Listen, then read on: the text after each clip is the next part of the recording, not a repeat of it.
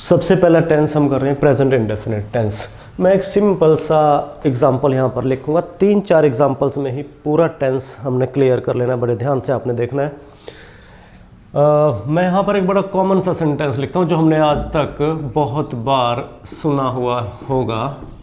सीता गाना गाती है, सुना हुआ ना हमने सभी ने ये। तो ये बोलते हैं हम अक्सर इस तरह का सेंटेंस, और हमने काफ़ी बार ये सुना भी होगा।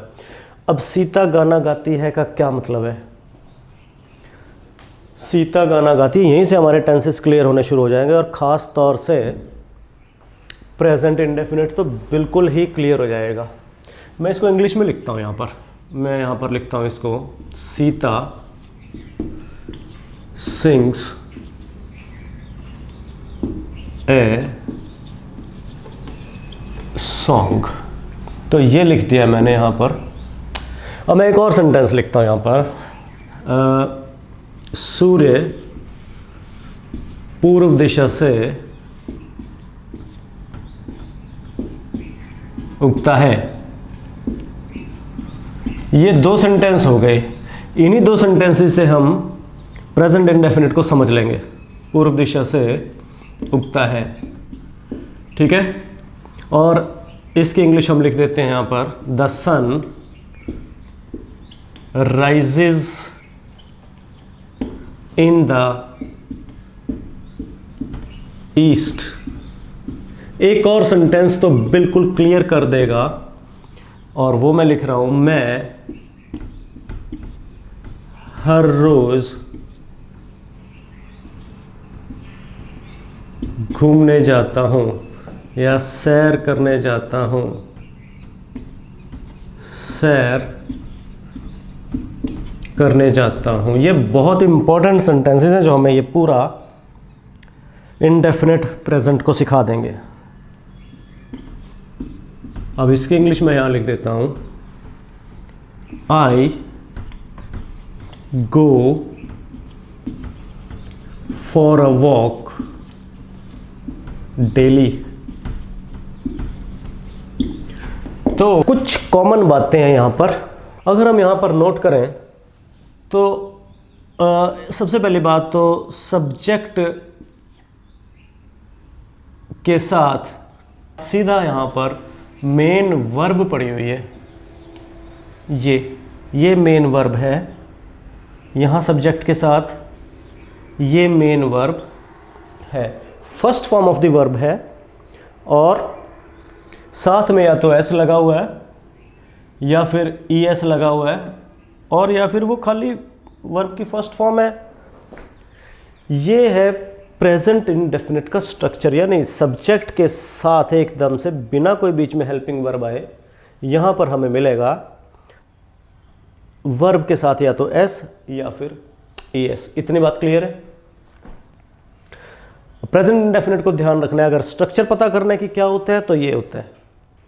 और अगर हम बात करें कि कैसे सेंटेंस हम बोलते हैं, कैसे सेंटेंस हम सुनते हैं प्रेजेंट इंडेफिनिट के, वो कौन से सेंटेंस हैं, वो कौन से वाक्य हैं, वो कौन से यूजेस हैं जो आम तौर पर हम अपने डेली लाइफ में प्रेजेंट इंडेफिनिट के साथ यूज़ करते हैं या सुनते हैं, तो यहीं से हमें पता लग रहा है कुछ। अब सीता सिंग्स अ सॉन्ग का मतलब अगर हम जानने की कोशिश करें तो मतलब ये निकल के आता है कि हिंदी में तो हम इसको बता सकते हैं सीता गाना गाती है, लेकिन अगर इसका मीनिंग ढूंढने की कोशिश करें तो थोड़ा सा मुश्किल हमें लगेगा कि सीता गाना गाती है का मतलब क्या है।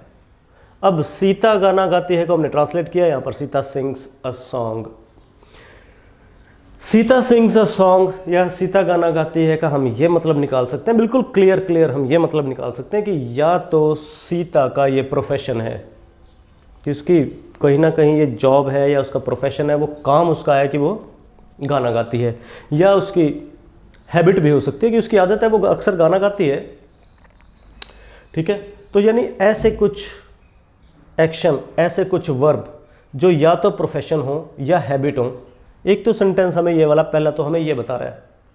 अब दूसरे सेंटेंस की अगर बात करें, सूर्य पूर्व दिशा से उगता है या निकलता है, तो इसकी अगर हम बात करें तो the sun rises in the east, structure फिर वही, सब्जेक्ट के साथ यहाँ पर वर्ब और एस या ईएस लगा हुआ। अब ये एक ऐसी सच्चाई है कि सूरज पूर्व दिशा से ही निकलता है। ये एक ऐसी सच्चाई है जिसको झुठलाया नहीं जा सकता, एक यूनिवर्सल ट्रुथ है। सारी दुनिया सब इस बात को जानती है कि सूरज पूर्व दिशा से निकलता है। यानी अगर हम सोचें किस टाइप के सेंटेंस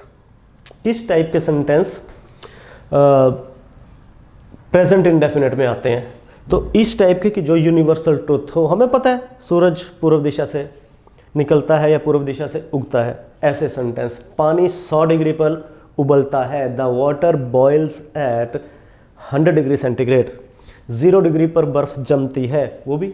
इस तरह की बातें यूनिवर्सल ट्रुथ वाली, ठीक है। या कुछ डेली हैपनिंग्स होती हैं जो नेवर एंडिंग सी लगती हैं कि कभी ख़त्म नहीं होती, ये बातें हर रोज़ फिर से शुरू हो जाती हैं। नॉन स्टॉप सा कुछ चलता है, रेगुलर सा कुछ होता है।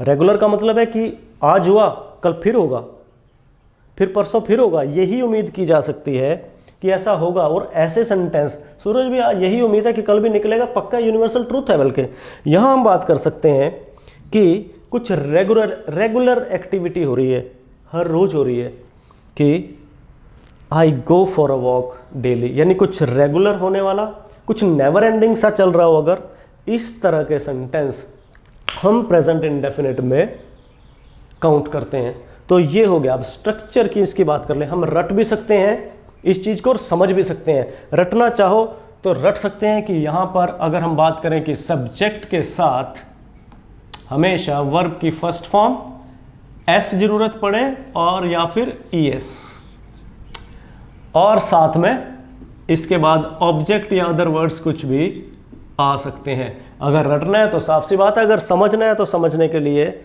हमने एग्जाम्पल प्रेजेंट इंडेफिनिट के देख लिए हैं। एग्जामिनेशन पॉइंट ऑफ व्यू से अगर हम बात करें कि एग्ज़ाम में किस तरह का क्वेश्चन आएगा, एग्ज़ाम में क्वेश्चन आ सकता है, यहाँ पर दिया होगा सब्जेक्ट, जैसे आई डैश, यहाँ पर दिया होगा सपोज करो वर्ब टू स्कूल, ये एग्ज़ाम में आ गया अगर, तो स्कूल डेली। यहाँ पर ऊपर अगर या तो लिखा हुआ है कि fill in the correct form of the verb, अगर correct form of the verb दिया हुआ है तो हमें यहाँ से कई बार हिंट मिल जाता है, ये वर्ड हमें ये हिंट दे रहा है डेली, कि हर रोज़ कुछ हो रहा है, रेगुलर बेसिस पे कुछ हो रहा है, ठीक है। और ऐसा भी हो सकता है कि कुछ हमें प्रोफेशन का हिंट मिल रहा हो, कुछ यूनिवर्सल ट्रुथ का हिंट मिल रहा हो, कोई साइंटिफिक ट्रुथ का हिंट मिल रहा हो। यहाँ पर हमें हिंट मिल रहा है कि कुछ हर रोज हो रहा है, ठीक है, डेली। ये वाले वर्ड्स इस तरह से डेली और ऑलवेज, जनरली, यूजुअली, ज़्यादातर ऐसे वर्ड्स इशारा करते हैं, सेंटेंस को समझना तो पड़ेगा कि और कुछ वर्ड तो नहीं दे रखा, लेकिन ज़्यादातर ये जो मैंने वर्ड बोले हैं, usually, always, generally, daily, everyday, ये कुछ एक वर्ड्स इशारा कर सकते हैं इस ओर कि वर्ब जो है वो रिलेटेड है प्रेजेंट इंडेफिनिट से। यानी कि वहाँ पर अगर वर्ब आएगा या तो प्लेन आएगा खाली, जैसे ये आया हुआ है, या फिर एस या ईएस के साथ आएगा। तो ये प्रेजेंट इंडेफिनिट की बातें हैं। और इनडेफिनिट क्यों है हम ये भी जान लेते हैं कि प्रेजेंट इंडेफिनिट में, इनडेफिनिट का मतलब तो अनिश्चित होता है। अब अनिश्चित क्यों है प्रेजेंट इंडेफिनिट, यानी इंडेफिनिट क्यों है, अब ये समझ लें ज़रा।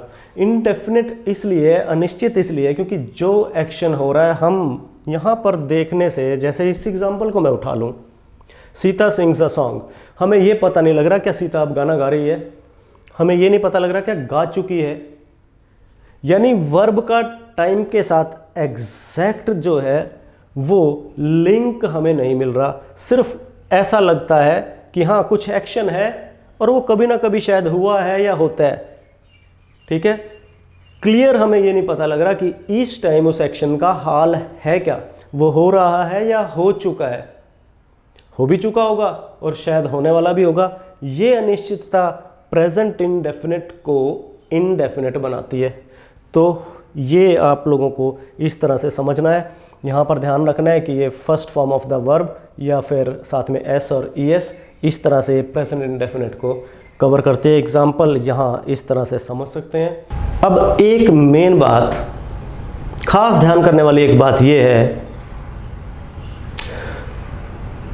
कि हिंदी में अगर हम बात करें तो यहाँ पर एक ये वर्ड आया है ती, और यहाँ पर आया है ता, और यहाँ पर भी रोज सैर करने जाता हूँ, यहाँ पर भी एक वर्ड आया है ता। ज़रूरत के अकॉर्डिंग हमने ता लगा दिया, लड़की है यहाँ पर तो ती लगा दिया। ज़्यादा होते कि हम सैर करने जाते हैं, फिर ये ते आ जाता। हिंदी में ये चीज़ हमें साफ साफ इस बात की तरफ इशारा करती है। ये ता, ते और ती वाले जो लास्ट में हमें मजबूरन लगाने पड़ते हैं यहाँ पर अपने सब्जेक्ट के अनुसार। सीता लड़की है तो यहाँ ती लगा दिया। सूर्य अगर ये मेल में काउंट करते हैं तो ता लगा दिया। ज़्यादा लोग हैं, हम सैर करने जाते हैं लगाते हैं हम यहाँ पर। तो ये ता, ते और ती वाले सेंटेंस हिंदी में हमें साफ बताते हैं कि सेंटेंस प्रेजेंट इंडेफिनिट का है। सीता सिंग्स अ सॉन्ग को अगर हम नेगेटिव बनाए, या सीता गाना गाती है को नेगेटिव बनाए, सीता गाना नहीं गाती है भी, ये ध्यान रखने वाली बात है कि सीता गाना नहीं गाती है भी प्रेजेंट इंडेफिनिट ही है। सीता सिंग्स अ सॉन्ग और Sita does not sing a song, Sita गाना नहीं गाती है, ये भी प्रेजेंट इंडेफिनिट ही है। ऐसा कुछ नहीं है कि अगर ये सीता गाना गाती कोई एक्शन होना ही चाहिए, उसका नेगेटिव भी और उसका इंटेरोगेटिव भी, यानी सीता सिंग्स अ सॉन्ग ये भी, और Sita does not sing a song अगर मैं यहां पर लिखूं Sita does not sing a song, ये भी प्रेजेंट इंडेफिनिट ही है। और इसका अगर मैं इंटेरोगेटिव बनाऊं यानी क्वेश्चन वाला बनाऊं तो वो भी प्रेजेंट इंडेफिनिट ही होगा। दो चीज़ों का ध्यान रखना है हमें, डू और डज। ये वो दो शब्द हैं जो नेगेटिव में और इंटेरोगेटिव में प्रेजेंट इंडेफिनिट में सिर्फ यूज होंगे, या तो डू या फिर डज। और डू और डज कैसे, इससे ध्यान रख लेना है हमने। डू आई गो यानी फर्स्ट पर्सन के साथ, do we go first person के साथ फर्स्ट फॉर्म तो है ही, और ये लग गया डू। और सेकंड पर्सन के साथ डू यू गो, ये गो मैंने कोई भी वर्ब उठा लिए फर्स्ट फॉर्म ही आएगी। डू यू यानी सेकंड पर्सन के साथ भी डू, और डू दे के साथ भी डू दे गो, कोई भी verb, do they play, do they eat, यानी फर्स्ट पर्सन के साथ दोनों केसेस में आई और वी, और यू का हर केस में डू यू और डू दे। थर्ड पर्सन अगर प्लूरल है तब। अब ये दो तीन केस हो गए ऐसे कि डू कहाँ होगा और डज कहाँ आएगा। डज कहाँ यूज होगा, डज यूज होगा थर्ड पर्सन सिंगुलर के साथ, बस ये ध्यान रखना है। थर्ड पर्सन सिंगुलर यानी आई और वी, फर्स्ट पर्सन और यू, इनको छोड़ के अगर हम थर्ड पर्सन की दुनिया में किसी भी थर्ड पर्सन की अगर हम बात करें, he she it, Radha Mohan Shyam table chair, कुछ भी हम अगर सिंगल की बात करेंगे तो वहाँ डज आएगा। ठीक है, यहाँ लिख देता हूँ मैं, डज ही, डज शी। ठीक है, डज राधा यानी यहाँ से शुरू होने वाला, डज से शुरू होने वाला कहाँ पे, थर्ड पर्सन सिंगुलर, ये डज यूज होगा सिंगुलर के साथ थर्ड पर्सन में। अब हम बात करें, ये तो हो गया negative sentence, Sita does not sing a song. अब सीता ना तो फर्स्ट पर्सन है ना ये सेकंड पर्सन यू है, ये है थर्ड पर्सन, और थर्ड पर्सन है सिंगुलर, सिंगल है। यहाँ पे ज़्यादा होते पर्सन, बहुत ज़्यादा होते दे होता, फिर कुछ और केस होता। अब यहाँ पर हम करेंगे Sita does not sing a song, और इसका क्वेश्चन भी ऐसे ही बनेगा, does Sita sing a song, ये क्वेश्चन मार्क। अब यहां पर लगा है सिंग और ये एस यहां से गायब है, इस बात का ध्यान रखना। ये भी कंसेप्ट मैं क्लियर कर देता हूं।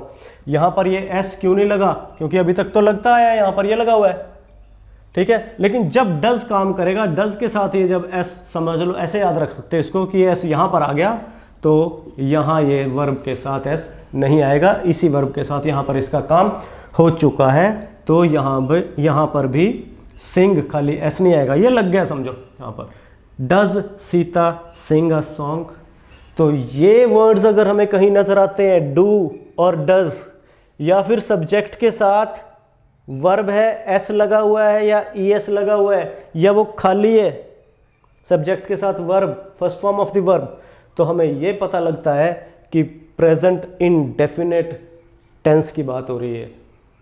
और हैबिचुअल एक्शंस हो गए, साइंटिफिक ट्रूथ, जनरल ट्रूथ, ठीक है, कुछ रेगुलर एक्शंस हो गए, ये इस तरह की बातें सब प्रेजेंट इंडेफिनिट में ही कवर होती हैं। So that's all. अब यही है प्रेजेंट इंडेफिनिट के बारे में। यहाँ पर टेंस बिल्कुल कंप्लीट है।